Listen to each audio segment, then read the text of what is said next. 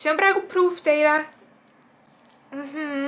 See on praegu tõestus teile, et iga kord, kui ma võtan kaamera välja, hakkab Bailey jõndima.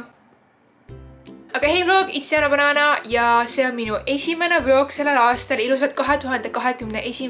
aastat teile. Ma lihtsalt hoian Baileyd süles, siis ta äkki jonnib natukene vähem. Mul oli tänaseks tegelikult planeeritud hoopis teine video, mis mul on juba ennem jõule ette filmitud. See on see collab CD-ga, mida ma tean paljud ootavad, aga see tuleb järgmisena. Sest ma tahtsin lihtsalt midagi isiklikumat selle aasta algusesse panna ja võib-olla kuidagi eelmine aasta kokku võtta. Panen peilukese maha ja ma näitan teile ühte asja. Mul on praegu kaelas see kaelakee siin. Ütle all kommentaarides, kui sa mäletad, kuidas ma seda vanasti kandsin. Kui ma YouTube'iga alustasin, siis alguses põhimõtteliselt igas videos oli mul see väike kaelakee kaelas. Paljud vihkasid seda kaelakeed, paljud armastasid seda kaelakeed, tahtsin endale samasugust, sest kui ma räägin, muidugi nüüd, kui ma tahan näidata, siis ta ei tee midagi, aga muidu kui ma räägin ja liigutan kuidagi, siis ta hakkab niimoodi üles-alla käima ja paljud ütlevad, see jätab mulje nagu see hullult pooks mind, aga ma lihtsalt näitan. Mul ilusti mahuvad siia sõrmed vahele. See absoluutselt ei sega mu hingamist ega mitte midagi, vaid ta lihtsalt mängib minu liigutustega kaasa. Aga jah, ma pole seda nii ammu kandnud, see oli mu kõige lemmikum kaelakee üldse ja ma panin selle põhimõtteliselt sellepärast, et mul on lihtsalt vaja midagi kuldset panna. Mul tegelikult oli täna teha outfit plaanis, ma lähen õhtul sünnipäevale. Ma tahtsin uut pluusi selga panna ja siis juhtus see. Jap, põhimõtteliselt ma ei saa Milo enda kassi juures olekul üldse kaelakeesid kanda. Mul on ennem teine kaelakee, selline hõbedane südamega kaelakee ja kui ma kannan tema läheduses kaelakeed, siis ta esimesel võimalusel ründab seda ja ilmselgelt mina kaelakee kandja jään talle ette. Ma nüüd ei saa seda pluusi kanda, ma ei saa üldse midagi lahtist kanda siit eest, sest mul on siin kõik ära kriimustatud. Ja veel fun asi, mis juhtus, oh my god, ma pole nii pikalt vloginud. See pole ainus kriim ja see pole üldse kõige tõsisem vigastus, mis ta on mulle teinud. Ma panen nüüd lihtsalt siia maha, ma lihtsalt ei jõua teid enam käes hoida. Story time minu kõige tõsisemast vigastusest siiani seoses Miloga ehk minu 3-kuuse kassipojaga. Milol tekkis siis silmapõletik, me ei tea millest. Lihtsalt tal oli üks silm natukene punane, me läksime arsti juurde ja saime talle rohud peale, kõik läks korda. Ja naljakas on see, et enne kui Milol tuli silmapõletik, tuli tema õel silmapõletik, kellega ta oli juba pikka aega lahus elanud. Nad mõlemad said silmapõletiku, kuigi nad polnud üksteisega juba pikalt kokku puutunud. Ja mis veel Milol ei meeldi peale kaelakeede on näomaskid. Arsti juurde minnes olid siis meil kõigil maskid peas, minul, arstil. Nii et kui ma Milo kätte võtsin, et tema punast silma arstile näidata, tõmbas tema minu peaaegu et silma katki. Ta jällegi ründas maski, saime sügava kriimu siia, seda pole praegu meigiga näha, aga mul on siiani arm seal. Reaalselt umbes sentimeeter mu silmamunast ja see oli selline nagu sügav kriim, mis nagu algas sügavalt ja siis läks nagu vähem sügavaks. Arst hakkas Milo asemel hoopis mind ravima, loomaarst. Ta otsis mulle mingi desinfitseeriva asja, vist mingi kreemiga ja ma reaalselt ei arvanud, et see on nii hull ja siis ma panin ise ka oma sõrme siia ja siis ma vaatasin, kõik oli nagu verine. Ta tõmbas mul vere põhimõtteliselt voolama.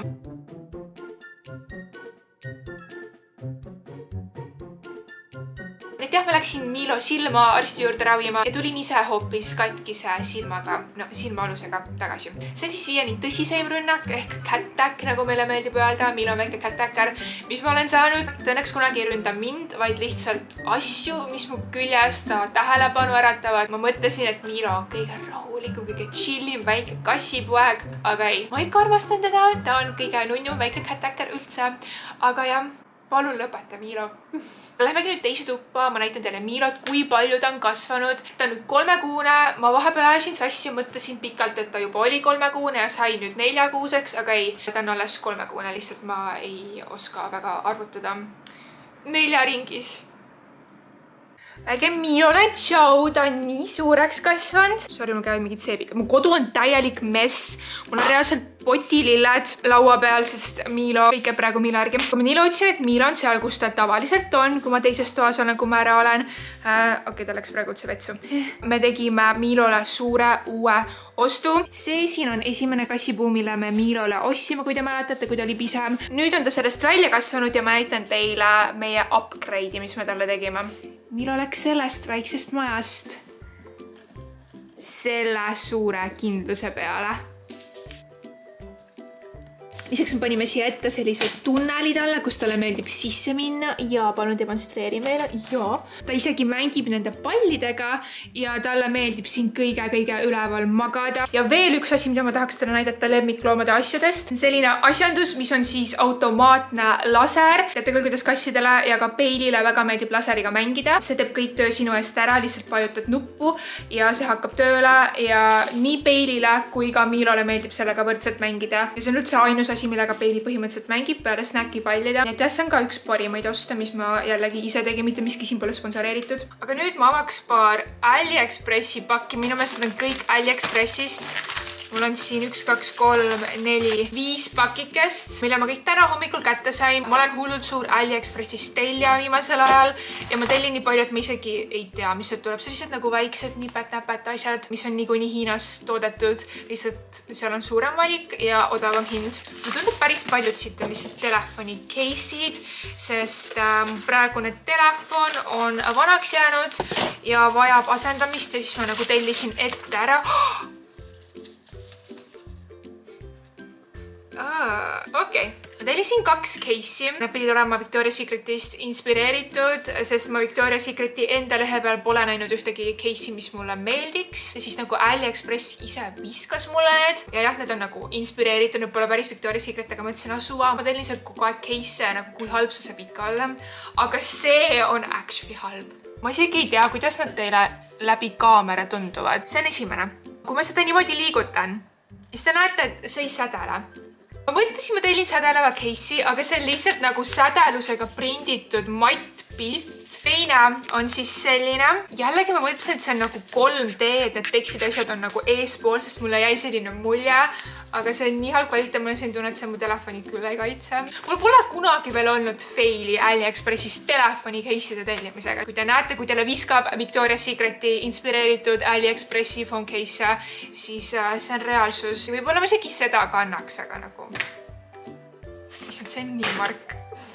Okei, see pakk on selline pisike, siin ei saa küll phone case sees olla, ma ei kujuta ette, mis siin võib sees olla. Ma alguses ei saanud arugi, ma ei täiesti meelest läinud. See on põhimõtteliselt nööp, mis on terava otsaga, et sa saad selle pükstest läbi lükata ja siis saad nagu selle otsa kohe siia kinni panna. Ja basically see on selleks, kui sul on nagu laiemad puusad ja väiksem keskkoht, nagu näiteks mul. Terve see täiskasvanu iga või siis, kui mulle nagu puusad tekkisid, mul ei ole olnud mitte ühtegi paari lühikesi teksapükse, mis oleks mu jalas mugavad. Nad on mulle kas liiga suured siit keskkohast või liiga väikesed puusadest tagumikust. Ja sellega sa saad põhimõtteliselt enda puusade tagumiku järgi osta endale piisavalt laiad teksapüksid ja siis panna nad siit nagu naba juurest kinni, et nad oleksid sulle selka ümber. Ma kuulsin sellest häkist TikTokis ja ma kindlasti suvel katsetan seda, sest nagu ma ei saa lihtsalt lühikesi teksapükse kanda. Ja kui ma kannan, ma lihtsalt kannatan. Nagu see ei ole mugav minu jaoks. Ütle mulle all kommentaarides, kui sul on ka sama probleem. Järgmine pakk.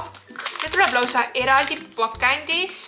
Tundub natukene parem kvaliteet. Ja see tuleb lausa koos popsocketiga. Ja ma ausalt ei mäleta, ma oleks rohelise. Miks ma peaks rohelise case'i tellima? Ma reaalselt lähen vaatan praegu äpist järgist mõjusu. Tundub selle pildi peal sinine, aga mulle tuli roheline.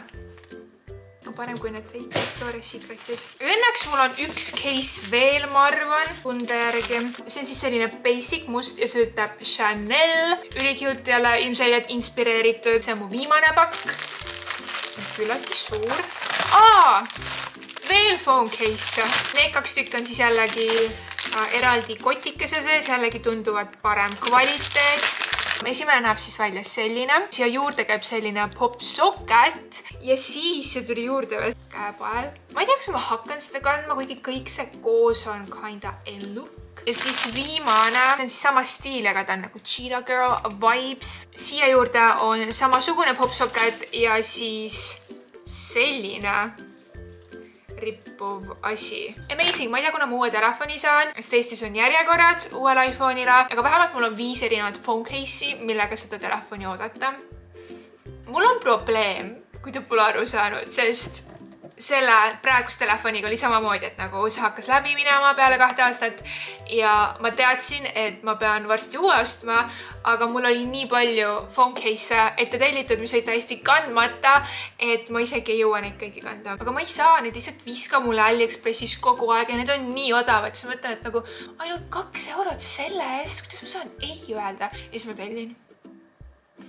Ja nüüd siia vlogi lõpupoole ma tahakski eelmise aasta võib-olla kokku võtta ja natuke rääkida uuest aastast, mis mul natukene plaanis on, väga-väga kaudselt. Ja ma olen näinud, kuidas paljud teevad aasta kokkuvõtte videoid ja ma ei tahtnud sellest eraldi videot teha, aga mõtlesin, et võib-olla lühidalt võiks. See on vihik, mille ma olen kunagi subscriberilt saanud kuskil meetupil, kes iganes selle mulle kinkis, I love it. Ma kirjutan siia päris palju ka enda videoideid, video ülesehitusi, kontseptsioone ja ma reaalselt kirjutasin siia kuude kaupa enda aasta kokkuvõtte. Ma ei pea päevikutega midagi sellist, nii et oli tore vahepeal kõik enda mõtted üles kirjutada ja reflektida. Mõtlesin selle põhjal saaks ma ka teile aasta kokkuvõtte teha. Aasta algus, jaanuar, aasta alguses ma käisin ju silmaopil kaasas. See on üks parimaid otsuseid, mida ma olen elus teinud. Mina reaalselt 2 käega ütlen, et kui millessegi investeerida, siis iseenda tervisesse. Ja ma mäletan, kui ebamugav see oli, et ma pidin ennem silmaopi äkki 20 päeva kokku olema ilma läätsedeta ja siis pärast silmaopi ma olin ka päris pikalt pime. Mul läks ikka vist mingi 2 nädalat, enne kui ma saaks üldse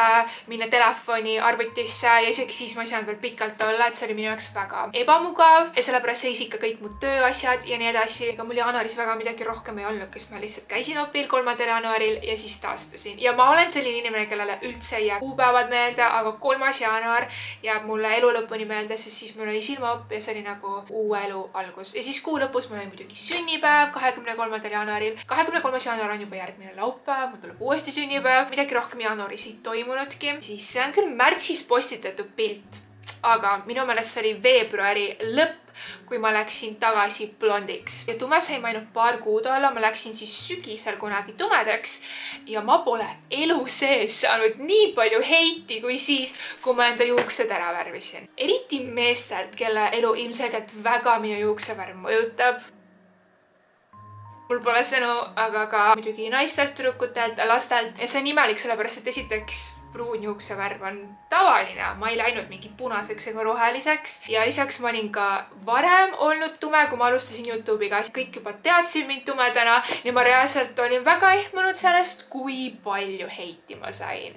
Mul oli isegi üks raadiointervjuu, ma mäletan, ja isegi seal see saatejuht tõi välja, et kui imelik see oli, et ma saan sellise asja pärast heiti nagu juuksevärv. Ja see mõjutas mind natukene sellepärast, et ma ka ise nõustun sellega, et blond võib-olla sobib mulle paremini, kuigi ma võin olla ükskõik mis värvi, see ei tee mind koledaks, on ju. Ja miks ma üldse tumedaks läksin, oli see, et üks juuksur ei tulnud kõige paremini töö välja. See nagu rikkus mu juukseid, ma lihtsalt nagu mulle aitab, ma ei viitsi enam blond olla, ma lihtsalt olen tume. See vähemalt nagu ei riku mu juukseid, on ju, kui midagi juhtub. Kuna mu juuksed olid juba rikutud, siis ma ei saanud lihtsalt minna kohe tumedast heledaks tagasi nagu mu juuksed. Ma oleks neist suures osas ilma jäänud, ma kardan. Veebruaris ma vahetasin juuksurit ja tema oli siis nõus mind uuesti blondiks tegema. Ma olin juba enda juuksurilt uurinud, kes minu juuksevärviga tegeles. Ta ütles mulle kategooriliselt ei. See juuksur julges selle riski võtta ja see oli juba nagu natuke aega edasi ka läinud. Ja siis ma läksin tagasi blondiks. Ja eks ta natukene tegi kahju. Mu peamised juuksed olid mingi siiamaani murdunud. Praegu need on ilusti kasvanud. Sellega see suur heit õnneks lõppes. Inimesed, eriti mehed, olid nii rahul, et Diana on jälle blond. Kui ma seda niimoodi ütlen, ma tahaks tagasi tumedaks värvida. Märts. Ma arvan meile kõigile mõjus märts traumeerivalt, sest et siis minu meelest oli 17. märts, kui ma ei eksi, kui Eesti läks lockdowni. Mina ennustasin või kartsin ette juba aasta algusest, et meid tabab sama saatus, mis Aasiat. Ma polnud üldse üllatunud, aga reaalselt ma selline tunne, et ma elan nagu õudusune-näos. Tänavatel ei olnud kedagi, ma käisin ainult toidupoes ja siis peiliga metsas jalutamas. Ja kui ma siis autoga nendesse kohtadesse sõitsin, siis raadiost tuli ainult koroonateemalisi uudiseid. Ja mul oli terve aeg selline tunne, nagu ma näeks und. Ütle mulle, mis tunne sinul oli, kui see juhtus. Ja muidugi märtsis ja ka aprillis ma olin pikalt haige. Mul oli see suur koroonaskandaal. Ma ei tea 2 vahel, kas peita seda et ma olin haige, ma ei oleks lihtsalt saanud vlogida ega videoid teha, see oleks nagu väga obvious olnud ja ma lihtsalt rääkisin sellest. Ma pidin koroonatesti tegema, õnneks ma olin koroona negatiivne, ma arvasingi seda, sellepärast mitte keegi mu ümber ei olnud haige ja ma ei teagi, mis haigus mul oli, sellepärast minu kaitsmiseks ma ei läinud kuskile arsti juurde koha peal, sest võib-olla sealt ma oleks saanud koroona,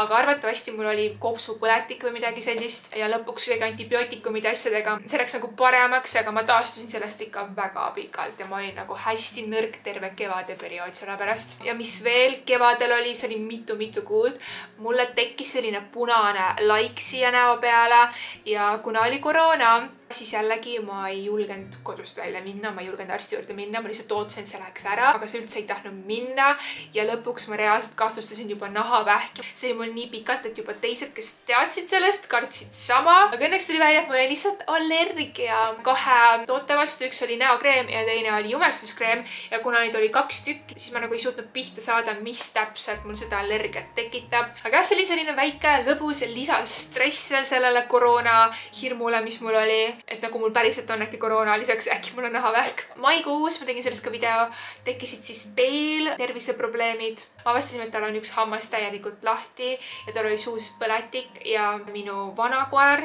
kes on nüüdseks surnud, mu esimene koer, tema oma elu viimastel aastatel väga kannatas sellepärast, et tal oli hammastes põletik, mis lõi ka teistesse organitesse. Hammaste põletik on väga tõsine teema, nii ma tahtsin ruttu arsti juurde minna, et temaga midagi juhtuks ja meie tavakliinik isegi ei võtnud meid vastu koroona pärast. Õnneks me leidsime teise kliiniku, kes oli nõus Peili vastu võtma. Peili läks kohe paari päeva pärast opile, sest jah, see oli tõsine ja ta jäi lausa mitmest hambast ilma, kuigi me peseme tema hambaid iga õhtu absoluutselt. Lihtsalt väikeste tõugude puhul nii läheb. Tuleb lihtsalt nagu õigel ajal jaole saada ja arsti juurde minna ja need ära eemaldada, enne kui see põletik hakkab mujale levima. Nii et jah, terve kevad olin mina haige, Peili oli haige, ma olin nii mures, kõik oli kinni, koroona. Ainus hea asi, mis siis juhtus, oli see, et mais tuli välja minu käepurude kollektsioon. Ma reaalselt kannan neid, ma arvan, 95% kordadest, kui ma olen sätitud ja lähen kuskile. I love them so much, mul on alati link video descriptionis, kui keegi tahab ka endale neid käepurusid osta. See oli vist parim asi, mis minuga üldse aasta alguses saadik oli juhtunud. Ma elan väikses 2-toalises korteris, mis pole senini minu jaoks probleem olnud selle suuruse tõttu. Kuni siis karantiinini, kui ma hakkasin tundma, et ma olen vangistatud siin väikeses korteris, mul pole mitte kuskile minna. Ka teised probleemid, mis siin on, hakkasid kuhjuma. Illegaalsed probleemid, millest ma praegu siin ei räägi, aga see on lihtsalt uskumatu. Ja mulle sai selgeks see, et ma ei suuda siia enam kauaks jääda ja ma pean kolima. Ja kui ma räägin nüüd sellest aastast, siis ma loodan, et see juhtub sellel aastal, aga minu selle aasta üks põhifookuseid on uus kodu, mis ei tule lihtsalt ajutine kodu nagu see korter. Ma olengi elanud 3 kohas, kodus vanemate juures Elvas, siis Tartus ühes korteris, siis Tartus teises korteris ja nüüd ma liigun selle poole, et ma saaksin endale päris kodu, mis pole lihtsalt ajutine, et ma pean siin paar aastat vastu, vaid selline kodu, kuhu ma jääksingi loodetavasti elu lõpuni. Väga loodan, et see juhtub sellel aastal, asjad juba käivad ja juba see, et nagu see protsess on käimas, annab mulle nii palju seda rahutunnet, et iga kord, kui midagi juhtub siin, et mul on jälle selline tunne, et ma ei suuda, ma tahan siit ära, siis vähemalt mul ei ole selline lootusetuse tunne, kuna või nagu kas üldse ma siit ära saan. Mitte ma elaks nagu väga halbades tingimustes, ei, aga nagu ta lihtsalt ei tea siseasju, illegaalseid asju. 2020. aastal sain ma lõpuks ka enda põlve natukene paremasse seisu. Ma arvan lihtsalt see oligi aeg, mida see vajas, et mitte paraneda, sest mu põlv ei parane mitte kunagi, aga lihtsalt selles mõttes paraneda, et see on nagu parem kui ennem, et ma saan normaalselt elada ja see mu põlvedraama, kui sa pole kuulnud, siis mul on põhimõtteliselt põlvesauk. Mu diagnoos on kondromalaatsia, kuigi kondromalaatsia pole nagu põhjustaja, vaid ta on nagu tagajärg ja basically ma olen nagu su vanaema, ma ei saa elu sees joosta, mäest alla, trepist alla kõndimine on kohutavalt valus minu jaoks. Ma pean väga ettevaatlik olema, kui ma trenni teen. Ma pikalt isegi ei saanud trenni teha, aga nüüd, kui ma olen ettevaatlik, ma siiski saan mitte hüpata, joosta ja niimoodi, aga enda rühmatrennikesi teha ja selliseid asju. Nii et see on nagu ka üks hea asi, mis juhtus, et ma tean, paljud mõtlevad, et mis see ikka on. Ja koolis ka mind mõnitati selle pärast, inimesed naersid mu üle, pani mind taga, sest et ma ei suutnud isegi seista, ma olin nagu nii valus alguses, aga Facebookis on reaalselt tugigrupid minusugustele, sest see on päris haigus, millega sa pead elu lõpuni elama, sul on raskemaid aegu, sul on paremaid aegu, see on nõme ja see sakib ja see võib su elu täielikult rikkuda, eriti kui sa oled aktiivne inimene ja sa plaanisid oma elu selle ümber. Aga jah, karantiinis mul läks siis palju paremaks ja suve alguses, kevade lõpus hakkasid vaikselt kohad lahti minema ja ma saingi vist käia, ma ei tea, paar nädalat, minu meelest alla kuu aja trennis, kui mulle tuli uus vigastus. Ma läksin esimest korda üldse peale karantiini välja. Ma läksin lihtsalt õhtul sõpradega välja ja ma kukkusin mäe peal pimedas. Seal oli nagu selline ebatasane mägi, kus olid augud sees, see oli nagu kallaka, mitte päris mägi, aga ma kukkusin seal.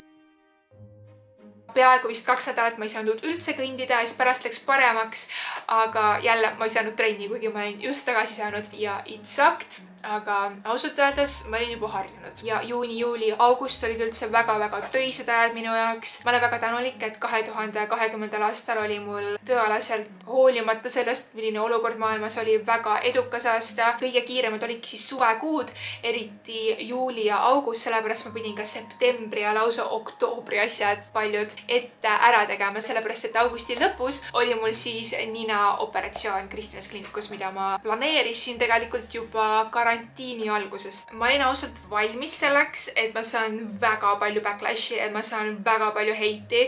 Kui mõelda, kui palju heiti ma sain juba sellepärast, et ma värvisin korraks juuksed tumedaks, aga üllatuslikul kombel ma peaaegu ei saanud mitte midagi negatiivset, nagu inimesed olid nii aktsepteerivad ja ma ausalt tahan teid sellest väga-väga tänada. Sinna operatsioonile minek ja sellest kõigest rääkimine on üks kõige õudsemaid asju, mida ma olen elu sees teinud, üks kõige hirmutavamaid asju ja te tegite mulle selle nii palju paremaks. Enamus, see pole nagu päris, ma arvan, et ei mõtlenud seda nii negatiivselt, oli lihtsalt see võib-olla, et sul polnud seda vaja ja ma ei tea, ennem oli parem, aga ma panin just aasta lõpus nüüd üles täispika video minu koroonatestist. Seda polnud väga palju, aga siiski ma nägin mitut kommentaari, mis kohe jäi mulle silma selle kohta, kuidas mu nina on rõve, suur, ebanormaalne, nagu nii eesti keeles kui ka inglise keeles. Ja siis inimesed ikka veel üritavad mulle öelda, et see on lihtsalt su peas ja nagu mingi saa üle, sul polnud seda oppi vaja.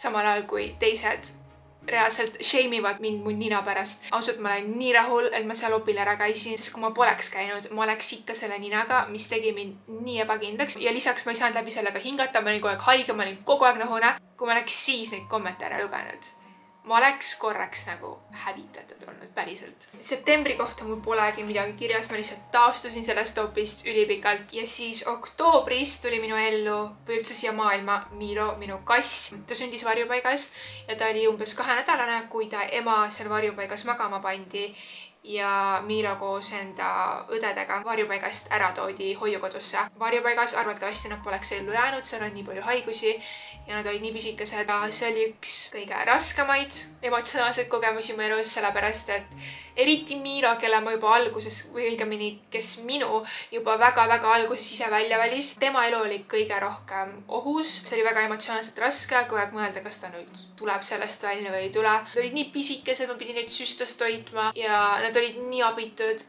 ja reaalselt ilma inimsekkumiseta nad poleks ellu jäänud. See oli korraga üks kõige raskemaid ja üks kõige paremaid asju, mis minuga on elus juhtunud. Ja õnneks nad kõik jäid ellu, kõik leidsid uue kodu. Milo jäi siia minu juurde. Milo ja Bailey, palju küsitakse nende kohta, nad saavad väga hästi nüüd läbi, nad mängivad kogu aeg koos. Ja enne kui Milo meie perre tuli, oli Bailey tegelikult natukene ebastabiilne või nagu ta oli nii harjunud lihtsalt kogu aeg ainult minuga olema. Iga kord, kui me tuli külaline või keegi, ta oli väga närviline, ta haukus, ta nagu lihtsalt ei suutnud maha rahuneda ja nüüd, kui meil käivad külalised, siis Bailey on nagu rahulik. Ta ei hammusta enam kedagi, teda saab lausa katsuda, mis on nagu suur asi. Ja me reaalselt pole mitte midagi muutnud, kui see, et lihtsalt Milo tuli. Ja see kuidagi rahustas ta maha. Ma ei tea, kuidas see sai talle niimoodi mõjuda. Ta üldse tundub mulle õnnelikum, sest et tal on nüüd keegi, kellega mängida. Novembris ma lihtsalt oligi siin kirjas, et ma olin lõpuks rahulik. Meil oli küllaltki palju selliseid suuri koostöid ja ma olin lihtsalt üle pika aja väga õnnelik. Tegelikult ma olin juba, ma arvan, suvel õnnelik. Mul oli lihtsalt nii palju tegemist, et ma ei suutnud asju hinnata. Ma mäletan, see juhtus täiega korraga, et ma olin kohe minemas ninaopile, millest ma olen terve elu unistanud ja meil oli see suur Rademari kampaania, pildid olid igal pool poodides, mis on ka väga lahe asi ja ma mäletan, kuidas mõtlesin, et nii paljud mu unistused, nii paljud suured asjad praegu juhtuvad ja ma isegi ei suuda neid hinnata, sest need on nagu nii palju korraga. Ma ei suutnud seda nagu kõike sisse võtta, seda oli nii palju. See kõik läks lihtsalt nagu nii kiiresti mööda ja siis novembris mul vist alles oli ka aega lihtsalt olla ja mõelda ja nagu kõige eest tänulik olla, mis oli sellel aastal juhtunud. 19, 2018, 2017 oli kohutavad aastad, eriti 2018, 2017. Ma polnud pikalt õnnelik. Nagu jaa, mul oli õnnelikke hetkega, ma ei olnud depressioonis, aga mul olid halvad aastad. Ja siis detsembris ma jällegi jätkasin oma koostööprojektidega, millest ma olen nii tänulik ja ma tulin välja ka uue merchiga, link on all descriptionis. Mõtlesin, ma ülilühidalt võtan selle kokku, aga mul on reaalselt praegu mingi võib-olla 40 minutit footage'it, ma ei tea, kuidas ma selle kokku panen, aga selline oli mu aasta. See oli raske ja rusuv selle koroona kõrvalt ja mul oli silmaop, mul oli ninaop, mul oli nii palju sellist taastumist ja paranemist vaja, aga ma olen lõpuks nagu sisemise rahu leidnud. Mul on tunne, et eelmistel aastatel mul oli kerge kriis, et kes ma olen, mida ma peaks oma eluga tegema, mis on mu elu eesmärk. Ma ei tea, mul oli kogu aeg selline küsimus, mis on mu elu eesmärk, miks ma üldse siin olen. Mul oli kogu aeg tunne, et ma pean midagi suurt saavutama, et ma pean järjest nagu suuremalt midagi tegema. Aga nüüd kõik, mis ma tahan, on lihtsalt hetkes õnnelik olla, väärtustada kõike, mis toimub. See pole oluline, et ma oleksin alati super edukas selles, mida ma teeks. Ma lihtsalt tahan rahulikult oma elu nautida. Ma ei tea, mida ma varem taga otsisin, aga see aasta ma lõpuks nagu saavutasin sisemise rahu. Ma olen lihtsalt tänulik selle aastast, aga ma lõpetan selle video nüüd siin ära. Tänases videos saab shoutout'i Liisukas 123, kes postitas minu eelmisest videost selle screenshoti siin. Kui ka sina tahad saada minu järgmises videos shoutout'i, siis lihtsalt screenshoti see video minust normaalse näoga. Kindlasti kasuta hashtagi Diana uus video. Postita see kas enda Instagrami feedile või storisse, kindlasti tag'i mind ära, et Diana õpib, ma seda näeksin. Ja ma valingi kellegi välja, kellele ma suvakalt järgmises videos shoutouti annan. Või noh, ülejärgmises videos, sellepärast et järgmine video on mul juba ette filmitud. Kui sa vaatasid selle video lõpuni, siis jäta alla kommentaarides see sparkle emoji, nagu aastavahetuse niimoodi. Ja ma teaksin, et sa oled best subscriber või vaataja, vaatasid selle video lõpuni. Ja kui sa pole veel seda kanali subscribe, siis kindlasti tee seda. Ja pane ka notification'id sisse, et saaksid iga kord teavituse, kui ma panen uue video ülesse. Ma lähen nüüd, aitäh vaatamast ja ma olen teiega juba oma järgmises videos.